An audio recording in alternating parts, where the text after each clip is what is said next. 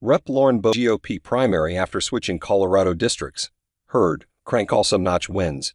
DMBR, AP. U.S. Rep. Lauren Boebert won Tuesday's Republican primary in a U.S. House race that she jumped into last year, surviving a scandal over a video of her at a Denver theater and accusations of carpetbagging after fleeing what could have been a tough re-election bid in her current district. Boebert's resounding win over 4 other candidates in the new district across the state from where she lived before showcased her political cachet among Republicans and positions her for a likely easy win in the November general election.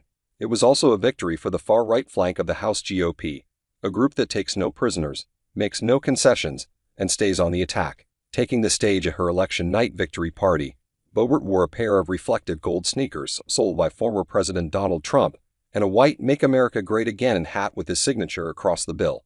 America will rise again, and I am so excited that you all are here to be a part of it with me, Boebert said to Applause. Boebert responded to questions about her switch to the 4th District by saying, "While the crops may be slightly different here in CD4, the values are not."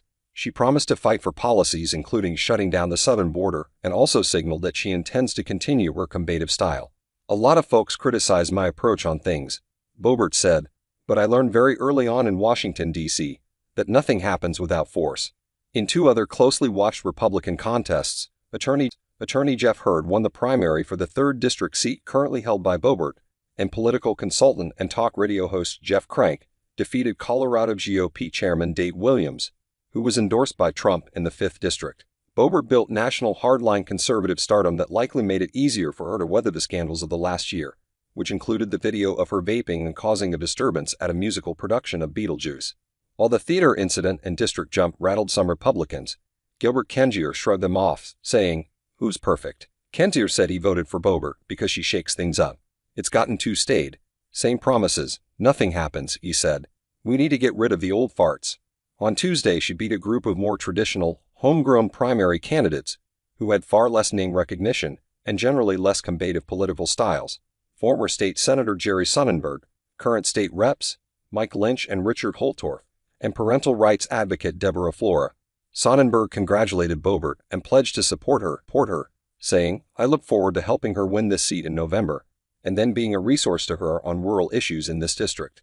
The 4th District, which sweeps across a wide expanse of ranches, ghost towns, and conservative parts of the Denver metro area that make up much of the plains of eastern Colorado, overwhelmingly went for Trump in the 2020 election. The seat opened up after former Republican Rep. Ken Buck resigned, citing the divisiveness of today's politics and his party's devotion to Trump. In a special election Tuesday to fill the remaining months of Buck's term, Republican Greg Lopez, a former mayor of the city of Parker, beat a Democrat and third-party candidates.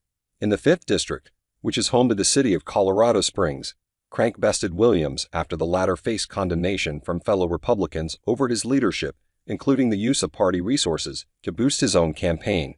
Crank said Tuesday night that he looks forward to being his district's conservative voice in Congress and urged Republicans to unite behind Trump, posting on the social platform X, "We have a to say from Joe Biden's open border crisis and the failure of the Democrats' economic policy." Williams, a former state representative, has tried to realign the state GOP with the far-right flank of the national party. In recent GOP communications, he called people celebrating Gay Pride Month godless groomers and urged people to burn pride flags. Crank is a more traditional Republican, less inclined toward fiery invective, and the party's hard right wing. A complaint against Williams with the Federal Elections Commission alleges that he used the state party email list to announce his campaign for Congress and spent party money on mailers that included an attack on Crank. The race is to fill the seat of Republican Rep. Doug Lamborn, who did not seek re-election. As in the 4th District, the winner of the Republican-friendly 5th District will be favored in the general election.